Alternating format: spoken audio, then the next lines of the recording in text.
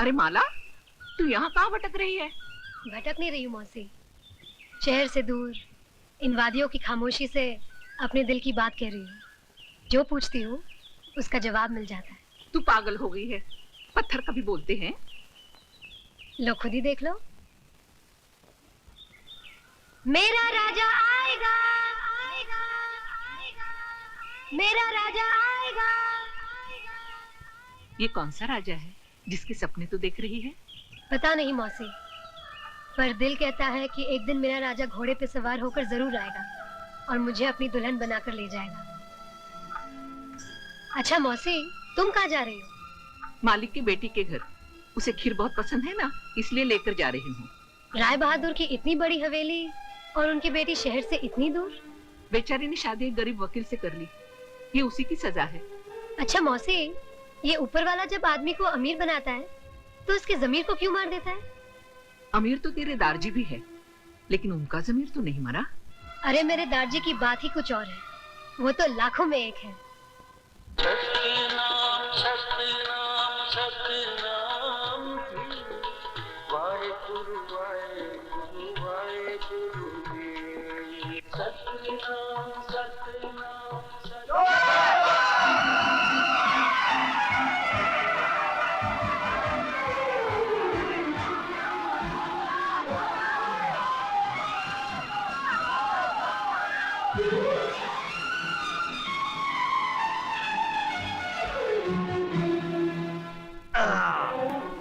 खबरदार हो, जो किसी ने लड़के को हाथ लगा पीछे हट, पीछे। ये तो चोर है। साला ये मेहनत मजदूरी नहीं करता है, चोरी करता है, चोरी। अच्छा बोल, हट। दम में अंदर तो हाथ लगा के दिखाओ लड़के को। तेरी चोरी की है और तेरी चोरी की है इसने। चोरी तो चोरी है, चाहे मेरी करे या किसी और की। और तेरा मतलब है बीवी तो बीवी है, चाहे इसकी हो चाहे तेरी हो। ए सरदार जी, जबान संभाल कर बात कर। मेरी बीवी इसकी कैसे हो सकती है? अच्छा पाक होती दे पुत्रा, जब तेरी बीवी इसकी बीवी नहीं हो सकती तो किसी और का बटुआ तेरा कैसे हो सकता है? ये बटुआ किसका है और ये बटुआ किसका है? सरदार जी, ये मेरा बटुआ है। बीबी, ये मुंडा तेरा गुनहगार है, बोल इसको क्या सजा दी जाए? इसे पुलिस में दे दीजिए। चल फिर पुलिस थाने से पुलिस में दे दे। मैं क्यों जाऊं पुलिस थाने? ओ बीबी, पहले रिपोर्ट लिखानी पड़ती है, फिर मुकदमा चलता है, फिर गवाही के लिए जाना पड़ता है, उसके बाद तारीख पड़ती है, फिर दूसरी तारीख पड़ती है, इतनी तारीख पड़ती है कि बंदा खुद तारीख हो जाता है। लेकिन मुकदमे का फैसला नहीं होता। जब तक मुकदमे का फैसला होगा, ये मुंडा 10-15 मुंडों का बाप बन चुका होगा और तो कुछ 10-15 पोते पोतियों की दादी।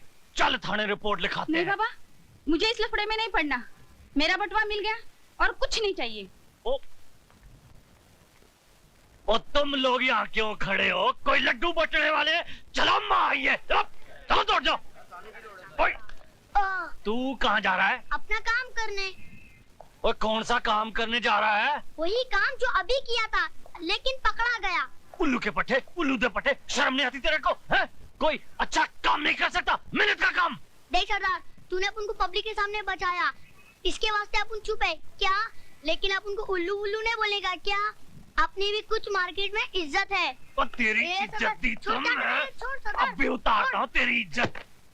कहाँ लेके जा रहे है? Police station. अरे सरदार, काय को अपने धंधे की माँ किया कर रहा है? तू अपना काम कर और मुझे अपना काम करने देना। मत बोल, तू नहीं सुधरेगा। अपन के माँ बाप ने जब अपन को नहीं सुधारा तो तू दूसरे के फटेले में क्यों टांग डालता है? मत बोल, तेरे माँ बाप नहीं है। क्या एड़े जैसी बात करता है?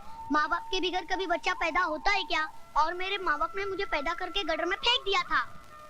वाहेगुरु, अगर मैं तुझे अपना बेटा बना लूं तो? सरदार, तू बहुत ही कच्चे दिल का आदमी है। 2 मिनट में छोकरी तरह रोने लगा। अरे अपन के जैसा जीना चाहिए, बिंदास। जहाँ सो गया वहीं सवेरा हो गया। बैठ जा बेटा। हाँ वाहेगुरु।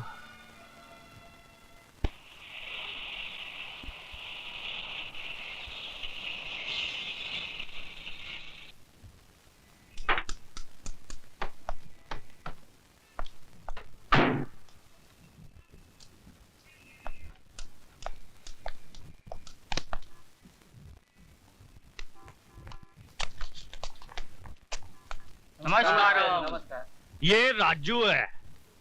आज से ये हम लोगों के साथ में ही रहेगा।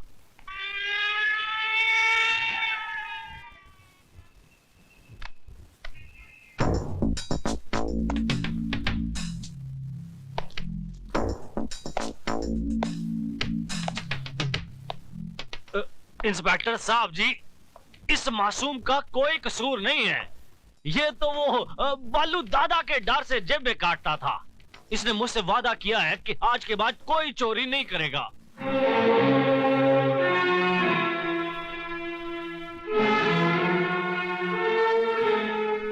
इंस्पेक्टर नहीं बाबा, फिरोज। हाँ, कई साल पहले एक औरत का मंगलसूत्र चुरा कर जो भाग रहा था, जिसे अगर आपने बचाया नहीं होता तो शायद एक मुजरिम के रूप में वो खड़ा होता। फिरोज, ओए,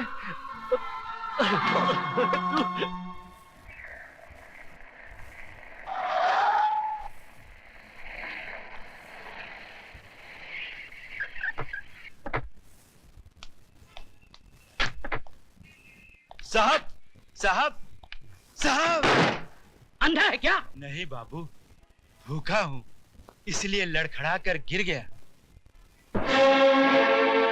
देख, तेरे गिरने से क्या हो गया? मामूली सा दाग लग गया है, मैं अभी इसे साफ किए देता हूँ। तेरी नजर में ये मामूली सा दाग होगा, मगर हमारी नजर में ये कार बिल्कुल बेकार हो गई है। और राय बहादुर उस चीज को कभी इस्तेमाल नहीं करता जिस पर एक भी दाग लग गया हो। सिक्योरिटी, इस गंदगी को बाहर फेंक दो और फिर दोबारा ये इस ऑफिस की इर्द गिर्द भी दिखाई ना दे। चले बुड्ढे, बाहर निकाल, चल।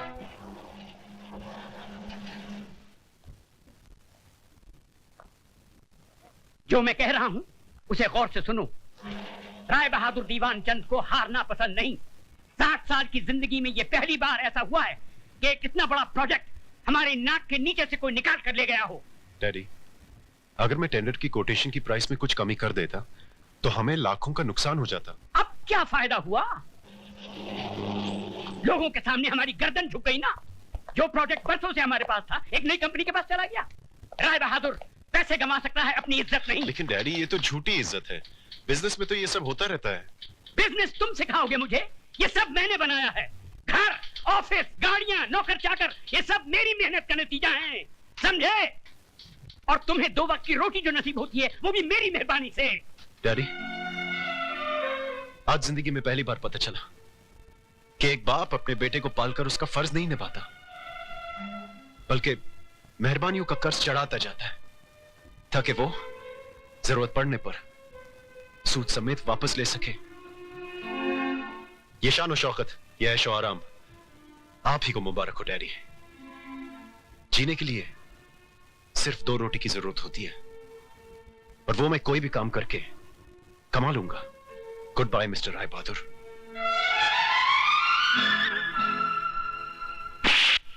जाने की धमकी देता है? कहां जाएगा तू? तेरे चेहरे पे ये रौनक जो है ना, ये सिर्फ इस राय बहादुर के चिराग से है। इस चिराग से दूर गया तो अपने आप को पहचान नहीं पाएगा। जीने के लिए सिर्फ रोशनी की ही जरूरत नहीं होती, अंधेरा भी चाहिए। मैं अंधेरे के सहारे अपनी जिंदगी गुजार लूंगा। रमेश, जीजा जी, वेरी गुड, वेरी गुड। आप भी बच्चों की छोटी छोटी गलतियों पर नाराज हो जाते हैं। रमेश बेटे, तुम अपने कैबिन में जाओ, हम अभी आते हैं।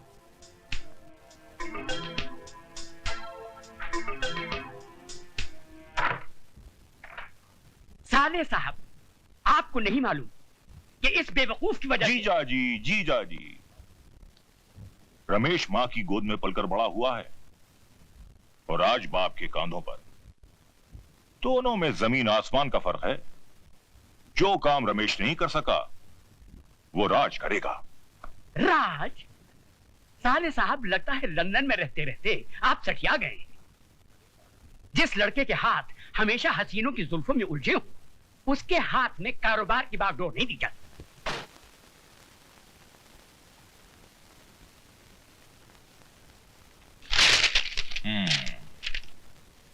डैडी, मैं आपके इस घर को छोड़कर अपने बीवी बच्चों के साथ एक ऐसी जगह जा रहा हूं जहां लोग मुझे आपके नाम से नहीं बल्कि मेरे अपने नाम से जाने। Very good.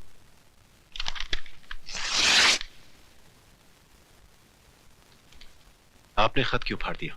मैंने फैसला कर लिया है। तो तुमने जाने का फैसला कर लिया है? Very good, very good. इसके बारे में अपनी बीवी और बच्चे से पूछा? बीवी बच्चों से क्या पूछना? पत्नी का घर वही होगा जहां पति रहेगा। हरगिज नहीं। तुम क्या समझते हो, इस बेवकूफी के रास्ते पर मैं तुम्हारे साथ चलूंगी? अपने बच्चे के सर से हवेली हटाकर उसे गंदी झोपड़ी में डाल दूंगी? आज मैं समझा, तुम्हें पति नहीं, पति की दौलत चाहिए। जिनके पास दौलत नहीं होती वो पति भी नहीं रहते। क्योंकि औरत किसी दौलत वाले के साथ चली जाती है। औरत नहीं, अक्लमंद इंसान। राज को देखो, वो पिताजी को कभी जवाब नहीं देता। पिताजी उससे खुश रहते हैं, और तुम हमेशा अपने उसूल और आदर्शों के चक्कर में पड़े रहते हो। मैं अपनी औलाद को सड़क पर भटकने नहीं दूंगी। उसके मुकद्दर में अगर हवेली का सुख है तो तुम्हें उसे छीनने का कोई हक नहीं। पत्नी और संतान के लिए इंसान ने क्या क्या कुर्बान नहीं किया। हाँ, बच्चे की आड़ लेकर तुमने अपनी कहानी अच्छी तरह से बयान कर दी। समझ गया मैं। अग्नि के सामने ली गई सारी कस्में सब झूठी थी। शारदा, मेरे मकसद में तुम मेरी मदद करो या ना करो, तुम्हारे मकसद में मैं तुम्हारा साथ जरूर दूंगा, ताकि सब कुछ पाने के बाद जब तुम्हें पता चलेगा कि दौलत सब कुछ नहीं है, तब तुम्हें एक पति की जरूरत होगी। और उस वक्त शारदा मैं नहीं रहूंगा।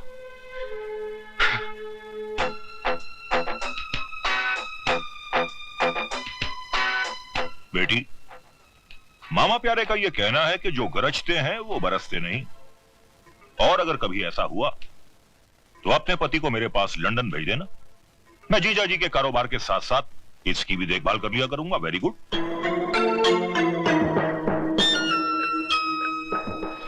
रोक दे भाई, रोक दे, घर आ गया। उतरो सिस्टर डार्लिंग। हाँ सिस्टर, तुमने पुकारा हम चले आए, छोटी सिस्टर को भी साथ लाए रे। अरे वाह सिस्टर, मैं तो समझा था तुम हाई फीवर में पड़ी ई कर रही होगी, लेकिन तुम तो यहाँ अच्छी खासी बिंदु बनी बैठी हो। है? हाँ दीदी, तुमने बीमारी का झूठा तार क्यों भेजा? अरे गधों, ये तार वार की बात किसी से कहना नहीं। बट व्हाई नॉट सिस्टर, इसमें राज क्या है? बात दरअसल ये है कि तुम्हारे जीजाजी उसूल और आदर्शों के चक्कर में पड़ गए हैं। पिताजी उनसे नाखुश हैं। वो सारा कारोबार राज के हाथों में सौंपना चाहते हैं। राज ने अगर कारोबार संभाल लिया तो पिताजी फौरन उसका घर बसाना चाहेंगे। कहीं कोई बड़े बाप की बेटी आ गई तो जो पिछले 10 साल से मैं राज कर रही हूं वो खत्म हो जाएगा। इससे पहले कि राज की जिंदगी में कोई और लड़की आए, तुम उसे शीशे में उतार लो।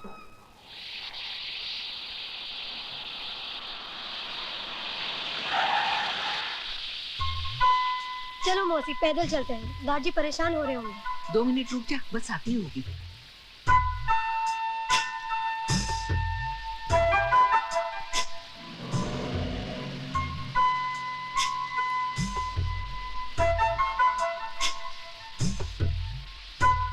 अरे छोटे मालिक, आप? अरे मौसी, आओ गाड़ी में बैठ जाओ।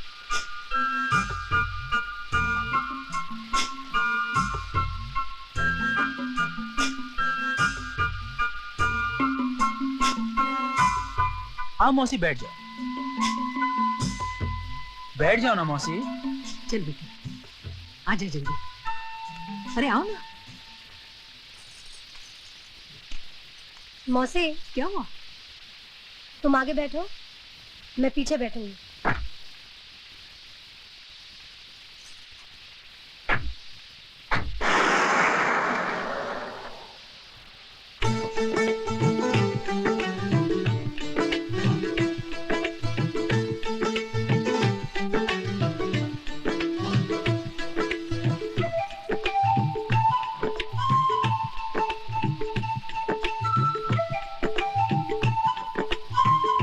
मौसी, कुत्ते की नजर हर वक्त छिचड़ों पर ही क्यों होती है? क्योंकि वो कुत्ता है। अगर आदमी की नजर छिचड़े पर हो तो? वो तो कुत्ते से भी बदतर है। अरे उसे बचा। कहाँ खो गया था तू? कहीं नहीं। अगर आप सामने देखकर गाड़ी चलाएंगे तो एक्सीडेंट नहीं होगा।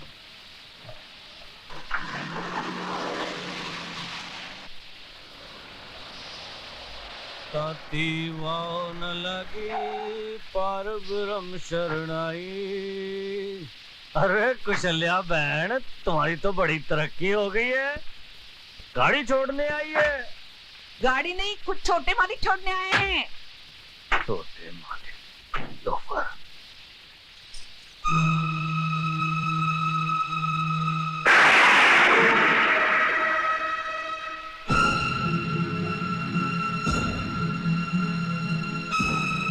गल अब समझ में आई, कसाई के दिल में रहम क्यों आया। कुशल्या बहन, 40 साल से इन रईस जादों के साथ रहने के बावजूद भी तुम इनको नहीं पहचानी, पर मैं जानता हूं इन्हें। रास्ते में कोई गरीब पड़ा हो ना तो उसकी मदद करने के लिए ये अपनी गड्डी नहीं रोकेंगे, लेकिन जैसे ही कोई लड़की अपनी जवानी का बोझ अपने कंधे पे उठाए चली जा रही हो, उसे देखते ही इनके कदम दया धर्म की ब्रेक पे फौरन चले जाते हैं। क्यों राज साहब, ठीक कहा ना मैंने? ये करतार सिंह तुम्हारे जैसों की नस्ल से बड़ी अच्छी तरह से वाकिफ है। और सुनो, दोबारा गलती से भी मेरी बेटी के करीब आने की कोशिश ना करना।